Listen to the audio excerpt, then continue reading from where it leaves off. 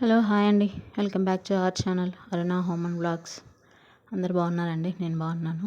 ఈరోజు అయితే అండి మంచి రెసిపీతో అయితే మేము ముందుకు వచ్చేసాను.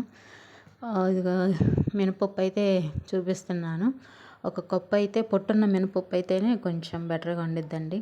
కొంచెం దాంట్లో కెమికల్ అనేది అవన్నీ తక్కువగా ఉంటాయి. మన పొట్టు తీసిన మినపప్పు అంటే అవి కొంచెం మందు అవన్నీ కలుపుతూ ఉంటారు కదా, పురుగు పట్టకుండా. అయితే పొట్టున్న మినపప్పు మీకు అవైలబుల్గా ఉంటే తీసుకోండి. ఒక కప్పు అయితే మినపప్పు తీసుకోండి. ఒక 4 యాలక్కాయలు, ఒక గ్లాస్కి అయితే బెల్లం అయితే తీసుకున్నాను. ఈ 3 ఇంకొకటి ఇంగ్రీడియంట్స్ అయితే యాడ్ చేసుకోవాలండి మనం. ఈ 3 మిక్సీ చేసేసిన తర్వాత ఇంకో ఇంగ్రీడియంట్ ఏంటిదో అది మనం అయితే చూద్దాము. ఒకసారి అయితే చూడండి, చూపిస్తాను. అదేంటో కదండి, నెయ్యేనండి.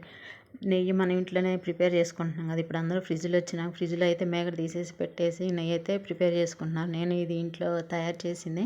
ఒక హాఫ్ కప్ అయితే నెయ్యి తీసుకున్నాను. ఇప్పుడైతే బాండి పెట్టేసి మినపప్పు అయితే వేసి బ్రౌన్ కలర్ వచ్చేంతవరకు వేయించాలండి. బ్రౌన్ కలర్ వచ్చేంతవరకు ఈ సిమ్లో పెట్టేసి వేయించండి. అప్పుడే మనకి పప్పు అనేది లోపల కూడా వేగుతుంది, త్వరగా మిక్సీ అవుతుంది. పప్పు అనేది వేగితే కొంచెం అదిగండి బ్రౌన్ కలర్ వచ్చింది. ఇంకొంచెం బ్రౌన్ కలర్ వచ్చేంతవరకు అయితే వేయించుకుందాము.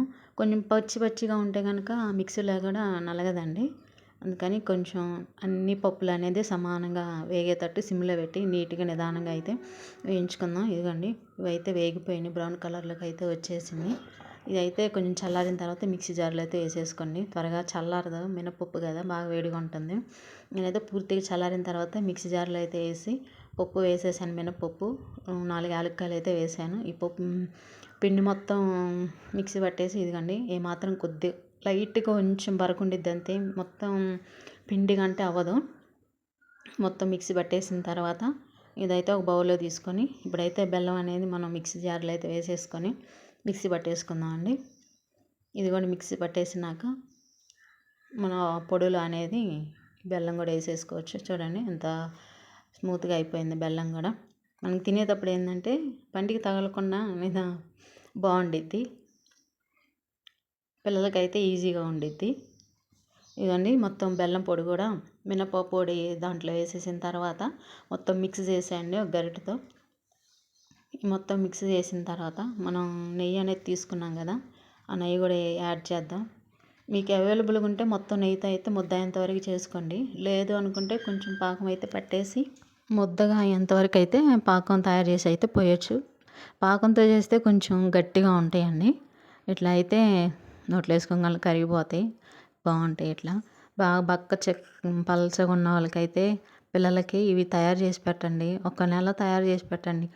పిల్లల ఎముకలు అనేది ఎంత దృఢంగా ఉంటాయో. ఒక్కొక్క పిల్లలైతే పడంగానే కొంచెం అట్లా ఎముక ఇరిగిద్ది. పిల్లలైనా పెద్దవాళ్ళైనా లావుగా ఉన్నా సరే సన్నగా ఉన్నా సరే కానీ అట్లా పడంగానే ఒక్కొక్కరికైతే ఎముక అనేది దెబ్బతిండిద్ది కదండి. అట్లా ఏమి లేకుండా ఇదైతే సన్నగా ఉన్న పిల్లలకేమి, కొంచెం బలహీనంగా ఉన్న వాళ్ళకి, పెద్దవాళ్ళకేమి, ఎవరికైనా అండి 1 నెల పెట్టి చూడండి, తేడా అనేది మీరే గమనిస్తారు. ఇదంతా అయితే నెయ్యి అయితే పోసేసాను. ఒకవేళ నెయ్యి చాలకపోతే నేను చెప్పినట్టుగా మీరైతే పాకం తయారు చేసుకోండి. కొంచెం బెల్లం అయితే వేసి కొంచెం వాటర్ వేసి పాకం తయారు చేసుకోండి. మన ఛానల్ కొత్తగా చూసిన వాళ్ళైతే ఫ్రెండ్స్ సబ్స్క్రైబ్ చేసుకోండి, లైక్ చేయండి, షేర్ చేయండి, కామెంట్ చేయండి ఫ్రెండ్స్. ఐ హోప్ ఈ వీడియో మీకు నచ్చిందని అనుకుంటున్నానండి. మరిన్ని వీడియోస్ కోసం అయితే మీరు సబ్స్క్రైబ్ చేసుకోండి ఫ్రెండ్స్. ఇవన్నీ లడ్డూలు అయితే తయారైపోయినాయి, మినపప్పు లడ్డూలు సూపర్గా వర్క్ అవుతాయండి. మీరైతే ఒకసారి ట్రై చేయండి, ఇంట్లో పిల్లలకి చేసి పెట్టండి. మీరు కూడా తీసుకోండి, హెయిర్ గ్రోత్కి మంచిగా పనిచేస్తాయి ఫ్రెండ్స్ ఇవి. థ్యాంక్ యూ ఫర్ వాచింగ్ అండి. బాయ్ అండి.